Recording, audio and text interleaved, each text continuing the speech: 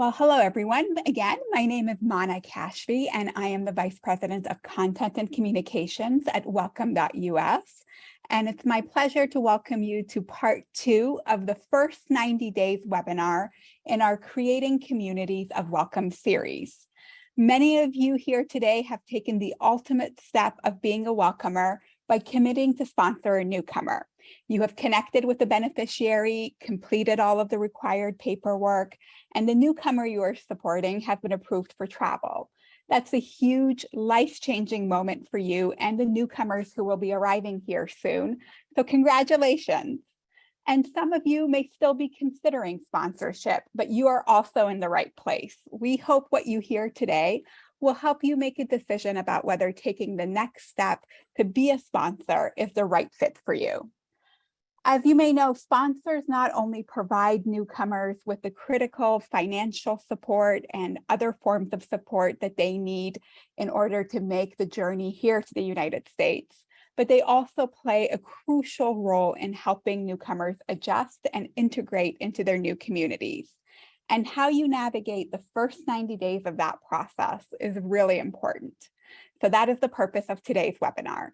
We'll focus on the process of guiding newcomers during their first 90 days here in the United States. And that's everything from applying for work authorization to getting the required documents like a social security card, a driver's license, applying for government benefits whenever possible, healthcare enrollment, enrolling children in school, and other ways to help newcomers adjust to life in new communities. We want to dig into as much of that as possible today. And before my colleagues here on the call take the floor, I wanted to share with you the foundation of all of this work for our team at Welcome.us. We are a national initiative that was launched in September of 2021, so almost a year ago, to inspire, mobilize, and empower Americans from all corners of the country to welcome and support those seeking refuge here. We began with our new Afghan neighbors last fall and have expanded now to also support those fleeing the war in Ukraine under the government-sponsored Uniting for Ukraine program.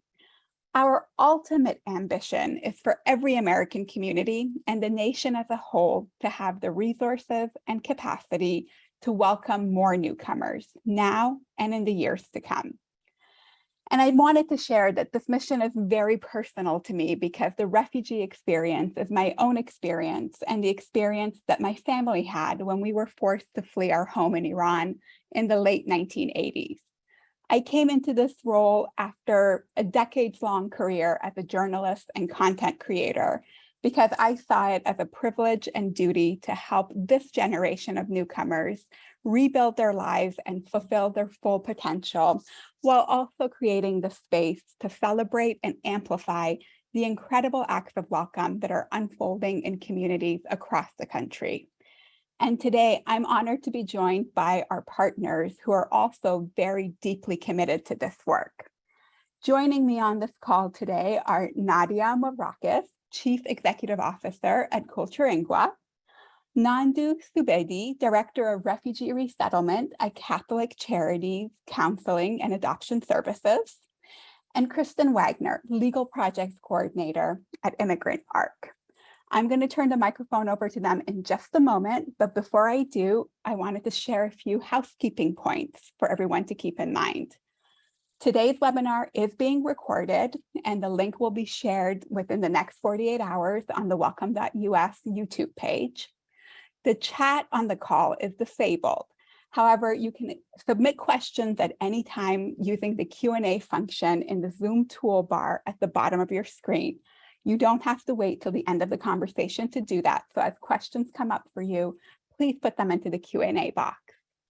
And finally, to keep this event a safe and supportive environment for all participants, we will remove attendees who engaged in any form of inappropriate, harassing, offensive, or threatening behavior or comments. With that in mind, let's get started. Nadia, Kristen, and Nandu, before we dig into today's topic of discussion, I'd like to ask each of you to share whatever you would like our audience to know in the forms of an introduction, and especially about the work that your organizations are doing to support newcomer communities.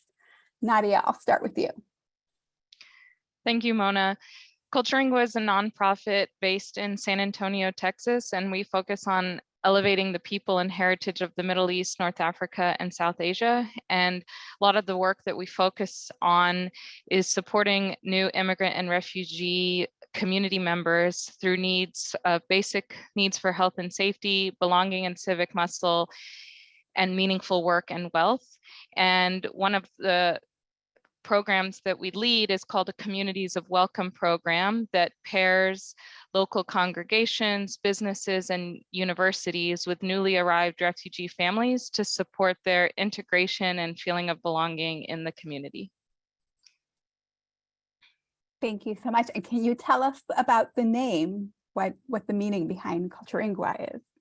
Sure. So it's a combination of culture and lingua, but the L from culture is carried over into lingua. So it's a celebration of cultures and languages from all over the world, and recognizing that San Antonio is an international city and celebrating the diversity of our immigrant community. Wonderful. Thank you. Nandu, how about you? Yes, thank you, Monna. My name is Nandu Subedi. I'm from Catholic Charities Counseling and Adoption Services, a refugee resettlement program. We resettle refugees from all over the world. Catholic Charities is in this business for decades. I think we started resettlement back in early 70s. Yeah, I mean, we work we work under USCCB, which is our national agency, also called National GoalX, and we are serving to meet their basic needs right locally in the town of Erie, Pennsylvania. Wonderful. Thank you so much. And Kristen. Hi, I'm Kristen Wagner. I'm the Immigration Legal Projects Coordinator at Immigrant Arc. I am a former practicing immigration attorney. And what IARC does, IARC stands for Immigrant Advocates Response Collaborative. And it's a New York State-based organization that supports and advocates for immigrant communities across New York State, as well as immigration legal service providers across New York State. So IARC is made up of organizations, so member organizations that advocate for and serve immigrant communities across New York State. And we work all together on increasing access to justice and access to counsel for all immigrant New Yorkers. One of the major things that we do is rapid crisis response work, and that's to help the immigration legal communities across New York State respond to any emerging issues that occur. And so that includes things like Afghans being resettled across New York State, and also welcoming Ukrainians who are resettling across New York State, and rallying to provide whatever legal information and services are needed by those communities. We help support those efforts. Wonderful. Thank you so much. And thank you all for being here and making the time for this conversation. We are deeply grateful. So let's begin. My first question is for you, Nandu. As we know, the first week after arrival will set the stage for how well newcomers adjust to their new homes in the United States. What would you say is the most important thing for sponsors to consider during that critical first week?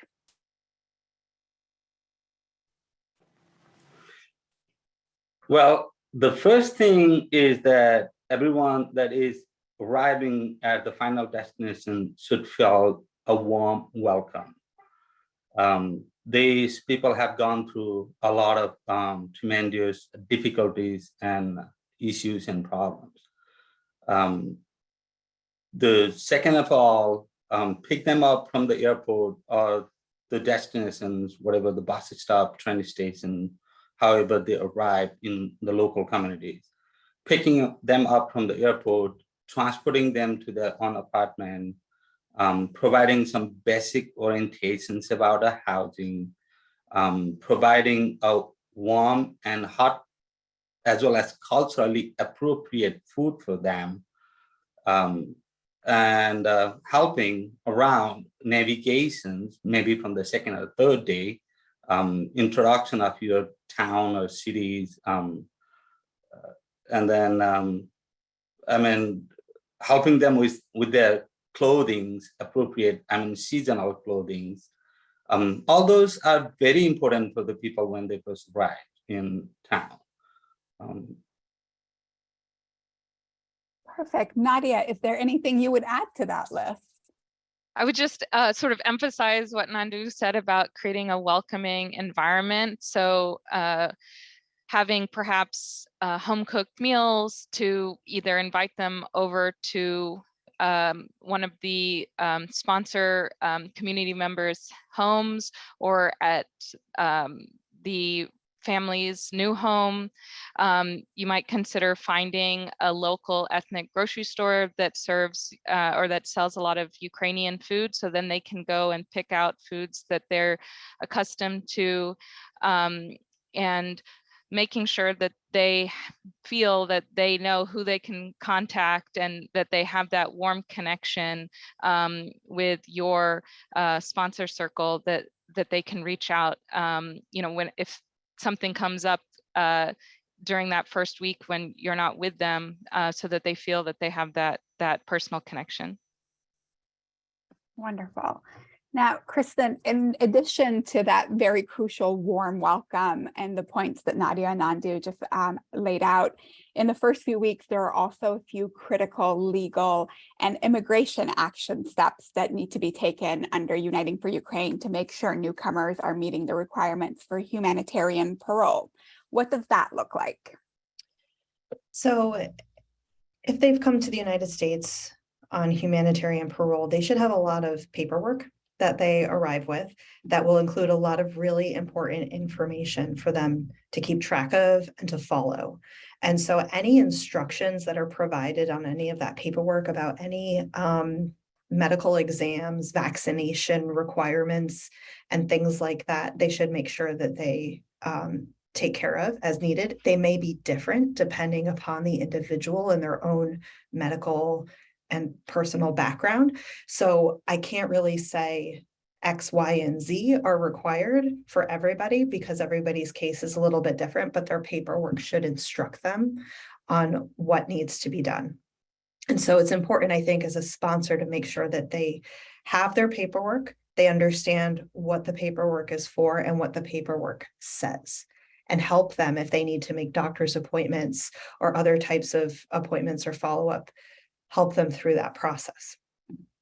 Also, most people are going to want to apply for employment authorization. Even children should apply, generally speaking, for employment authorization so that they have a form of photo identification.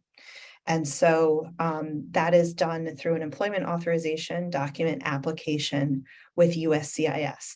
It's generally a straightforward application, but there is a filing fee. So if the individuals can't afford the filing fee, if the sponsors can't afford the filing fee for them, they can apply for a fee waiver based on different things. And so that's something that's worth looking into, but it's also something worth seeking legal counsel for, if you can, to help make sure that those documents, those applications are prepared accurately and completely, because they do take a long time to process. And if there's a mistake or an error or it's missing information, it'll only make the process take longer. So the more complete and thorough and accurate everything is, the quicker things will happen for people. And it's with that employment authorization document application that you also apply for a Social Security card. They're done at the same time, simultaneously through USCIS. And that Social Security card would arrive in the mail as well as the employment authorization document. And now, while I'm talking about the mail, another really important thing for people is to make sure that they keep their address up to date with USCIS, because that is where USCIS will send any and all communications to that individual's whatever address they have on file. So if they're living with you, the sponsor, they should have your address. If they move, but their living conditions are unsure or unstable, or they might be bouncing around, maybe care of the sponsor's address is a good way to go, because it's so crucial that they receive their mail, because so much of the communication is done with USCIS by mail, and they're required to update their mailing information with USCIS anytime it changes. And also, just as sponsors, to start looking into any public benefits that individuals might be able to may qualify for, which may actually make them eligible for a fee waiver for the employment authorization, but it varies from state to state in terms of what people are eligible for. So it's important that you know who your local resources are in terms of social services and benefits. I know Empire Justice Center in New York State has a really good resource that can provide information about what different types of people are eligible for. And I'm sure there's similar resources in other states. Perfect. And Kristen, we're going to talk about employment again in a little bit, but I know one of the things that's always top of mind for a lot of our sponsors, and we've already had questions about it in the chat, is the waiting time for authorization to come through. And there was an announcement a few weeks back with the application process moving online. So anything you can share about how that new process is impacting the waiting times or the application process overall? Sure. So the processing times for employment authorization document applications for people arriving through the U4U program is pretty much the same processing time as for anybody else as of right now. That could change. They may choose to expedite those applications. We hope that they do, but as for right now, it's the same processing times as everybody else, which is, I think, about 8 to 12 months or so.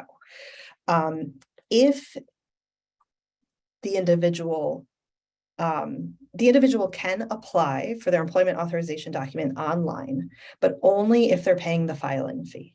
If they're applying for a fee waiver, they can't apply online. They have to do it the traditional way, through the mail, along with the fee waiver application. Perfect. That's a very important distinction. Thank you. Nadia, now let's look forward a little bit after that first critical few weeks. What about the first couple of months? We know that it's important for newcomers to begin to adjust to life in their new homes and begin the process of rebuilding.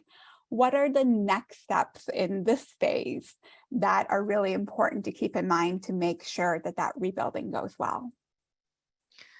Sure. So I'll start with school enrollment for children. So it's important to get them enrolled in schools. Some districts, in our experience in San Antonio, have a centralized process where they prefer all of that to happen in the central office, whereas other districts prefer that you go to the actual school where the student will be enrolled. So you can check with your local school district to find out which process you should follow. And then also a recommendation, even if they're going to be riding the bus, the students are going to be riding the bus, it's helpful for the sponsors to consider driving the student and the parent the first morning of school so that they can ensure smooth transition during the school day. And then after that, they can start riding the bus. Another thing is related to English as a second language. So enrolling adults who are not going to be in an ESL focused program at their school, like the children will, but the adults in a ESL program for adults. The Department of Labor funds ESL programs in every state and then in every community across the country. So looking for those free programs and when those enrollments start. There's also considerations related to financing and budgeting. Some of our communities of welcome have helped their families by going with them to their local grocery store, understanding what their benefits are after they've gotten benefits for food stamps. Then they put together a monthly budget, and then they put together a sort of budget book that says, okay, let's think about your monthly budget and what should you buy to sustain your family for the week, for the month, within that budget every time you go to the grocery store. So helping them with that. Helping them with understanding public transit. So maybe going on a field trip, so to speak, with them on using the local transit, and providing them, you can oftentimes get sort of prepaid transit tickets so that they can use the transit system, the first several times with those tickets.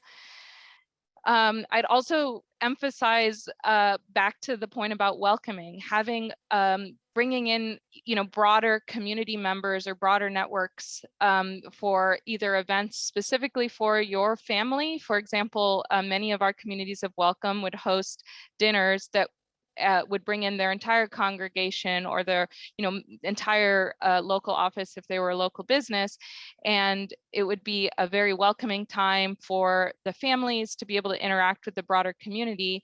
And then we also would organize events for many families that would encourage things like sports. We had sports days, we had potlucks, and other ways for the broader community and the broader refugee families to all get together. And then the last thing I'll say before Nandu adds other thoughts from his perspective is getting accustomed to checking the mail and learning how to request maintenance requests at the apartment complex. Kristen talked about the making sure that the address is correct, but then they also need to understand the process for checking the mail. Perfect. That is a very good point. The small things that we often take for granted. Before I turn to Nandu and give him the floor, we've had a question related to school enrollment that you just mentioned, Nadia. And our attendee asks, our newcomer will be staying with us initially until they eventually find their own housing. Should their children start school in our school district, even though they will likely not be in that district once they are in permanent housing? It seems like it would be difficult to start a new school as an English language learner and then have to switch midway through the year.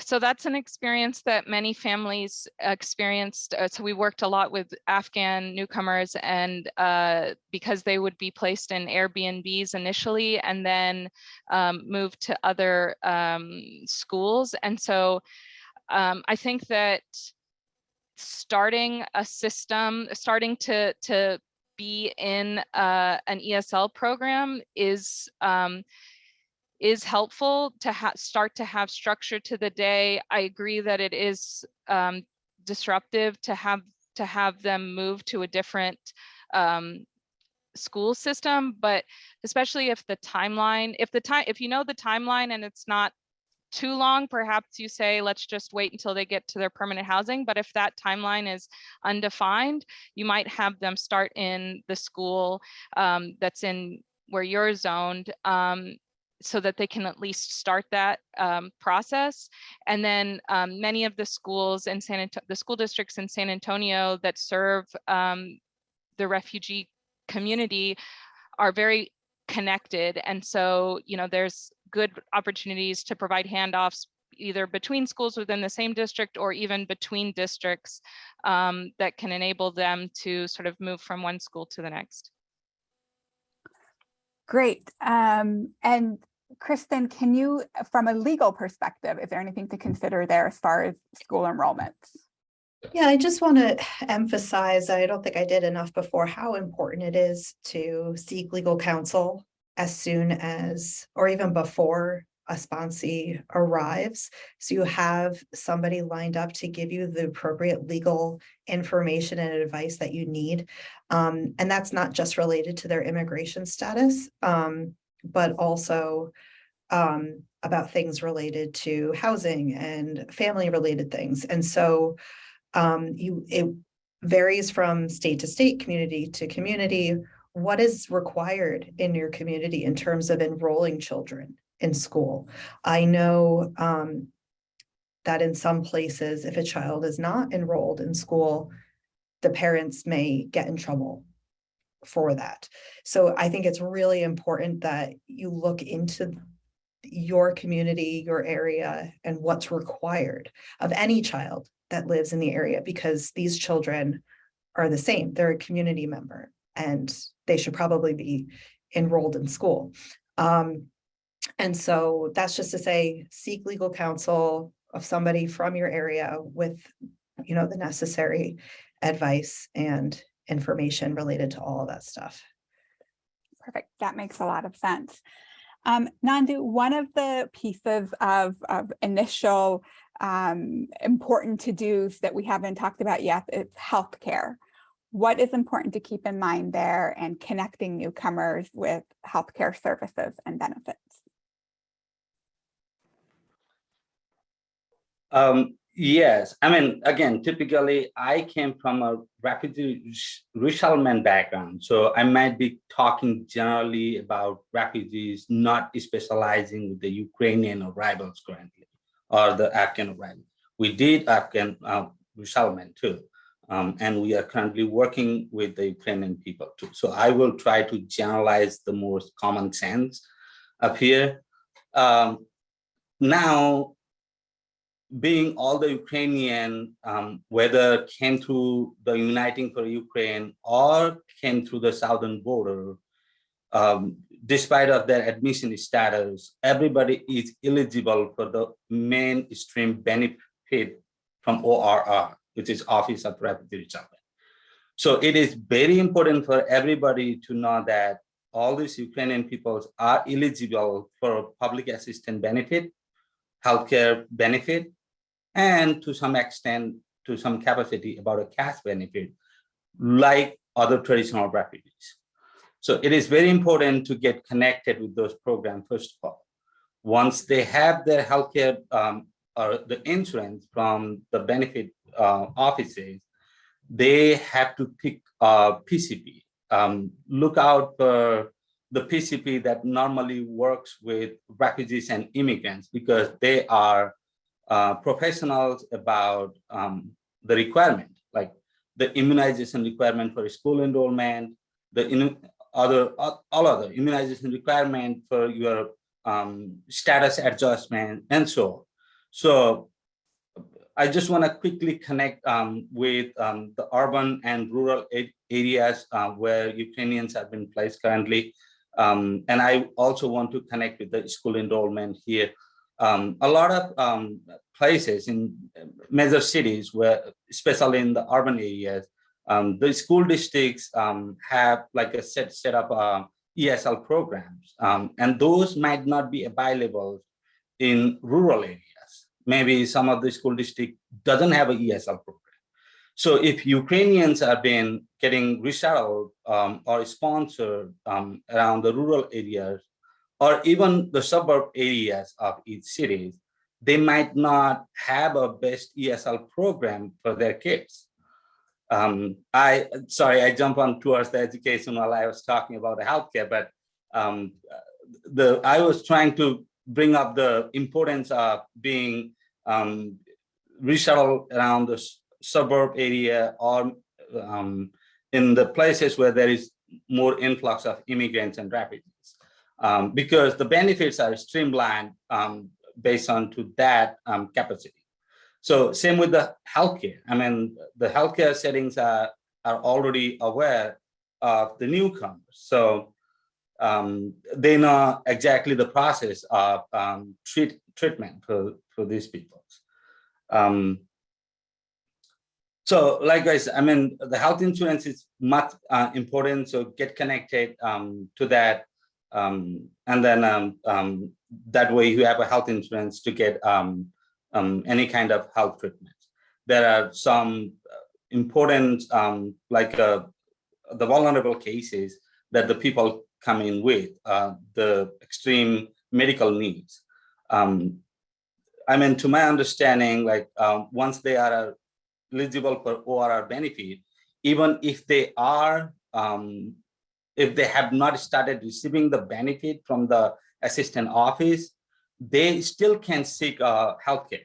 And then when they apply for the benefit, they can always request the benefit office to backdate from the date that they seek healthcare services, so that all of those bills will be covered under that. I think the assistant must state has a provision of backdating at least 90 days behind. So if you have received any kind of like a healthcare treatments prior to getting the benefit, those will be covered.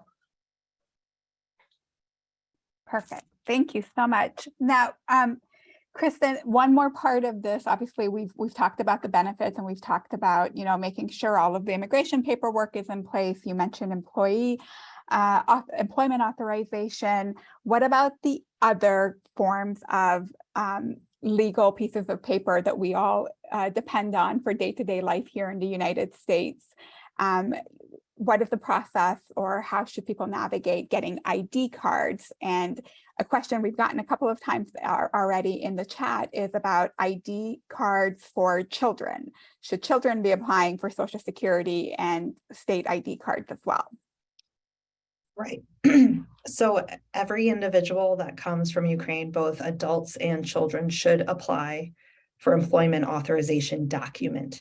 That doesn't necessarily, that's what you hear is referred to as an EAD, an employment authorization document. That doesn't necessarily mean that they're going to go ahead and work. It's a document that proves their eligibility to do so, but it also serves as a government issued photo identification. It's a federal government issued photo identification. So it's good for every individual, adults and children, to apply for those, because when you do apply for those, you also apply for a Social Security number and will receive a Social Security card along with that.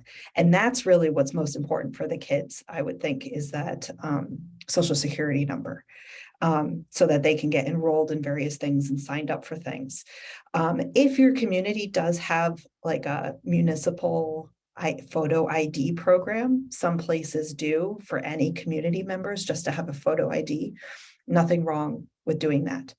In terms of driver's licenses, that's going to vary state by state in terms of what's required. So you're going to want to visit your local DMV office or their website to look into how to go about getting driver's licenses. And also, just on the topic of driver's licenses, it's so important for everybody to understand their rights and responsibilities when coming to the United States, and how important it is that they abide by the local laws. And so while in some places driving without a license may be nothing, right? If an immigrant is driving without a license and gets pulled over for whatever reason and gets any kind of criminal charge against them, that can have a huge, huge impact on their ability to remain in the United States. So some of the things that may seem small are actually quite big. And so those are things to make sure that you look into. Did I answer all of the questions, or was there anything more?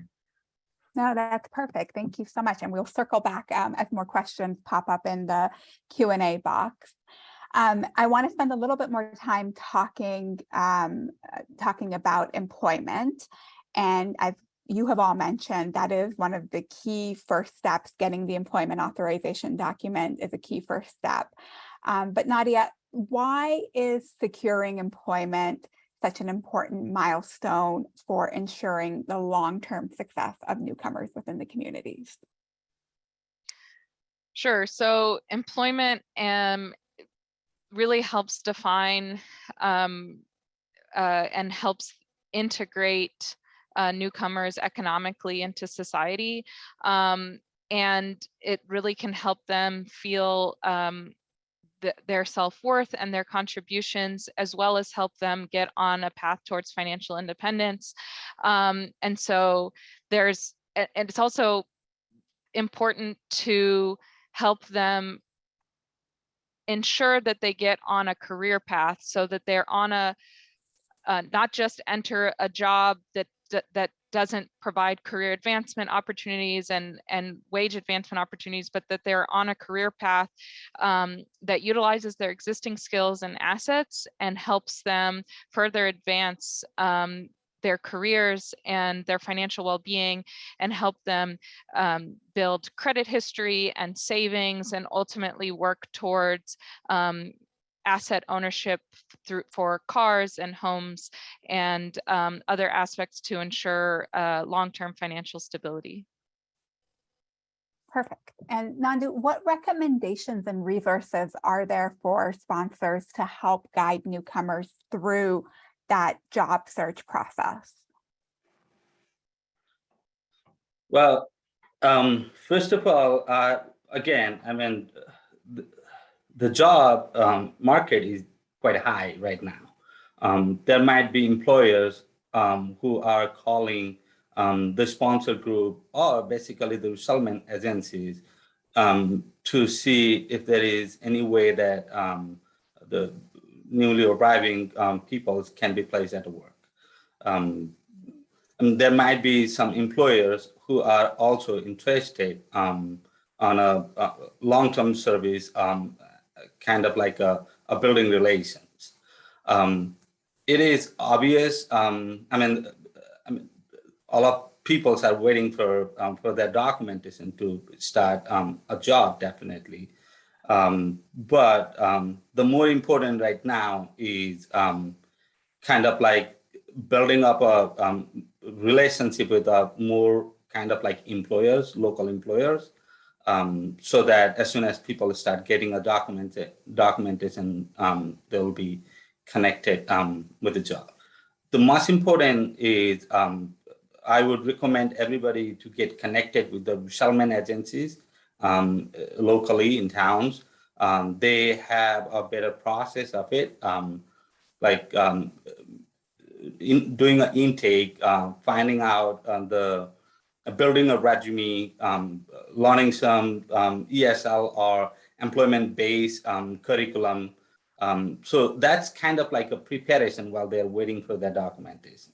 It's very important. So the resettlement agencies or even the sponsor group has a process of doing all these. So I would recommend to get start that point so that you will be placed in a job right after you receive your documentation. Perfect. And Nadia, are there other approaches or resources that you have seen be impactful that people should keep in mind?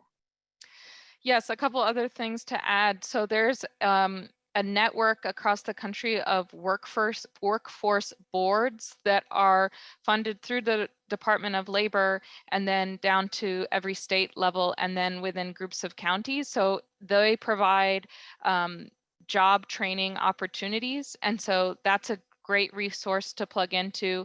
Some cities may also have workforce development offices within their city. The city of San Antonio has one to look at.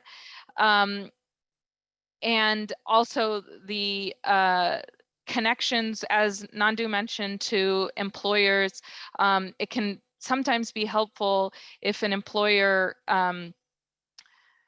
is able to provide support for newcomer refugees, that they may come in a cohort so that the community members feel a sense of community within their workforce, within their employer, but then also that the employers are trained or given support to enable that they provide the resources necessary to ensure that their employees succeed, such as on-site ESL classes that are tailored to their job profession, or cultural accommodations for whatever needs that particular community might have in the workplace.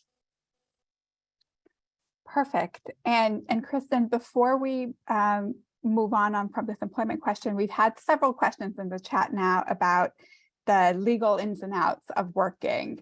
So I'm going to just go through a couple of those. Can a newcomer do yard work or other types of, jobs like that may be paid in cash while they are waiting for work authorization? So this is where the lawyer in me says, you need to talk to a lawyer. You need to talk to an experienced immigration lawyer to get proper legal advice. I would say generally, a general statement that I can make is that people are not allowed to work without employment authorization. They have to apply for employment authorization and receive employment authorization. That application has to be approved before they can legally work. And how about starting their own business? Is that an option while you're waiting for employment authorization? So that's something very different, and there may be other immigration. So that I don't want to go off on too many tangents, but if somebody wants to start a business, or if they know of an employer that wants to hire them for a certain reason, there are possibly other employment-based visas or immigration visas that they may want to look into, separate from applying for employment authorization, separate from their parole status. But that's something you need to talk to an immigration attorney about on a case-by-case basis. And if somebody wants to start their own business, that's something they really need to look into and get proper legal advice on. And in terms of just regular employment, getting a job, get a paycheck, work for somebody else, you have to have that employment authorization document approved in order to do so. Perfect. That makes a lot of sense.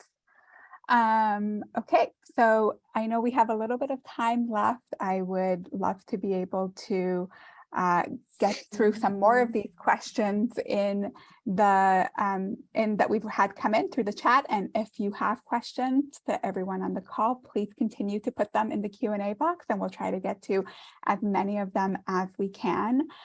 One of the questions that we've had, Nadia, is about resources for language learning. Are there online resources or free of cost resources that you recommend that people can access regardless of what is available, maybe directly in the community? Nadia, I'll go to you for that one. Sure. So there are, I think that there are a variety of different types of programs or curricula available. For example, Burlington English is a program that is used in many ESL contexts. There's a program, an online program called NGen that provides ESL, and it's sometimes targeted for particular professions, and those are online resources that could be accessed by individuals, but also many of these resources are also accessible through the existing network of ESL providers within your community. So like Nandu mentioned, sometimes in rural areas, you might not have an ESL provider that's very close, but there is still an entity that is responsible for ESL for the entire area. So in our area, we have about an 11 county area.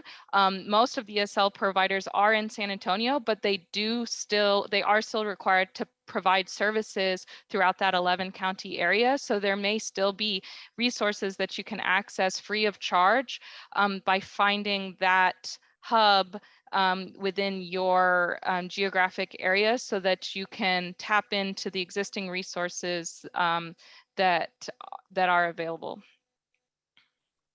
Perfect. And Nandu, are there other resources or online tools that you would recommend people explore during these initial couple of months for language learning or other tasks that need to be completed?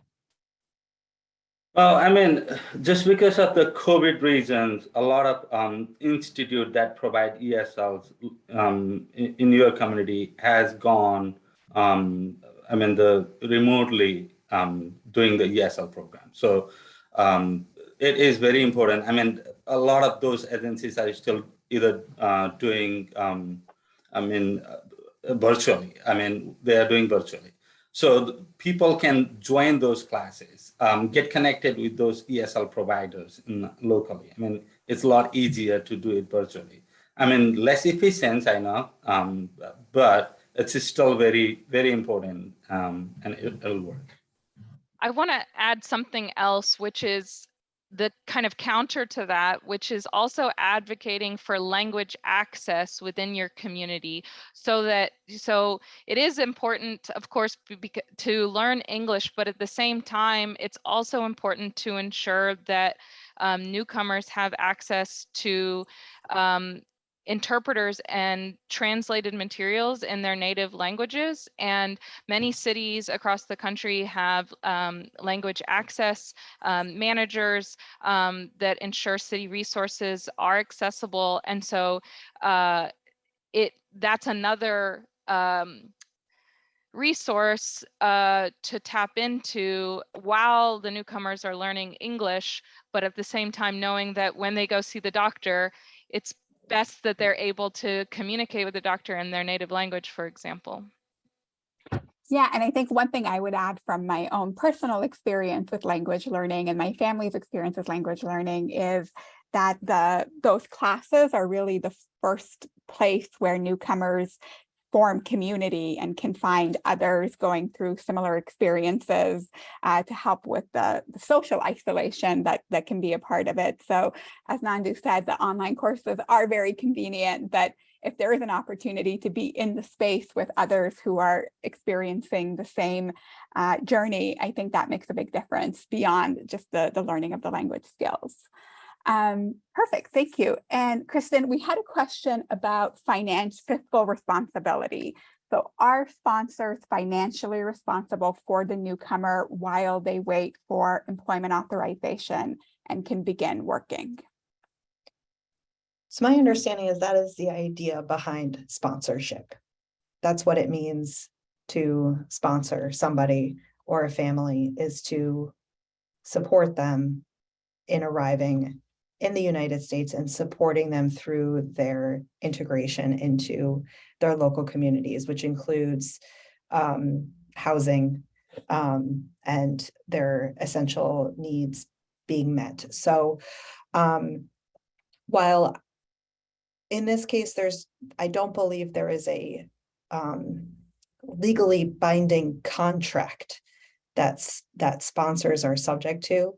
That is the idea behind sponsorship, is to support these individuals and make it so that they can live and integrate into their new community until they're able to work and support themselves. And so I would argue that, yes, you have a responsibility as a sponsor to support these individuals financially.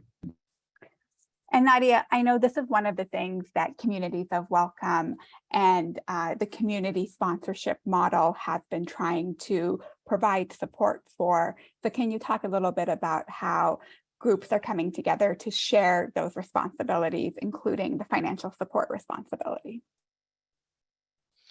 Sure. So I'll just give a few examples, but what we've encouraged for our communities of welcome is to have a core group of leaders that are the ones that attend, for example, the core training programs. They really are responsible for creating their broader community's plan of action for welcoming their families into the communities, and then engaging the broader community members in certain other aspects. And even within those core team members, I'll give an example, people would pick different aspects. So I'll give one example where there were 4 core team members. One person was really responsible for the healthcare needs. The mother was of this refugee family is pregnant, and so this person was responsible for coordinating all of the OB appointments and ensuring that an interpreter was there. Another person really managed the interactions with the apartment management company and other needs within the household in terms of, furniture or kitchen supplies. Another person was responsible for sort of the economic aspect. So the mother of the family, finding out what skills did she have and enabling her to, which in this case was sewing and seamstress skills, providing the sewing machine and fabrics and sort of building this program and enabling her to contribute economically. And so different community members sort of picked up different aspects, but it doesn't necessarily have to be purely predefined, or you can start with a plan, but then those may change over time as you realize that the needs of the family and how those are shifting and different roles that different community sponsor members may play. Perfect. And Nandu, are there other, resources you would encourage people to think about as they are, taking on these responsibilities and sharing them as a group or as a family?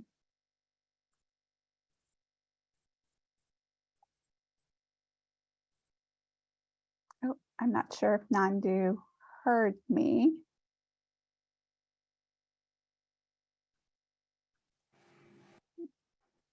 I wasn't very clear about, I don't know, there was some connection. I'm sorry. Yes, I'll repeat my question. Are there other resources that you would encourage sponsors to think about as they're looking for ways to support newcomers while they wait for employment authorization? Well, like I said, preparing those people that arrive, recent arrivals for the employment is the most important. While having them reconnect with the community sponsors, the resettlement agencies, and then building a sort of like the resources to the families is most important. That's what I would encourage people. Great. Thank you. Kristen, we've had a couple of questions about what legal status, implies. So can a Ukrainian parolee or someone on humanitarian parole start the process for U.S. citizenship while they are here? Not based solely on their parole status. So parole status is extremely limited. It only gives them permission to be in the United States for the duration of their parole status, which generally speaking is 2 years. After the 2 years is up, their parole status is up. They no longer have any legal permission to remain in the United States. That's why it's so important early on to get legal counsel, have an immigration legal consultation done with an experienced immigration attorney to find out if these individuals do want to remain in the United States, if they have other options available to them, such as employment-based options, like I talked a little bit about before, or maybe family-based options based on family members they might have in the United States, or asylum potentially, if they have a valid asylum claim, a fear of persecution if they were to return back to Ukraine. So and those are all different pathways to eventually a green card, adjustment of status, which is a green card, and then eventually citizenship. So you can't go from parole to citizenship. There are other ways that you need to find to get there based on your own unique circumstances. And for people looking to, connect with more information, are there resources that you would recommend as far as getting that understanding of the legal parameters, other than obviously seeking legal counsel from an attorney? Are there organizations or online? If there are The Refugee Resettlement Agency in your area is a really good resource. They probably have existing partnerships with whatever immigration legal service providers are in your area. They could probably guide you. Some of the refugee resettlement agencies have legal teams of their own, many do not, but they should know who might be able to help you. And so it depends on where you live, what resources are available. But there's also the Office for New Americans, ONA, O-N-A, has a hotline. And if you call their hotline, they should also be able to help point you in the right direction to get either the information or advice guidance that you need. Perfect. Thank you. Well, I want to thank all of you for your time today. I know that it's been a robust conversation. We got a lot of questions answered, and we will be following up with all of the resources that were shared here today, as well as a link to today's recording in case anyone missed part of the conversation. And I want to thank all of our panelists for their time today. I'm truly grateful, as I said, that you have partnered in this work and that you're providing this critical support to communities across the country. And we hope to be able to convene more of these conversations going forward. Thank you all for being here today.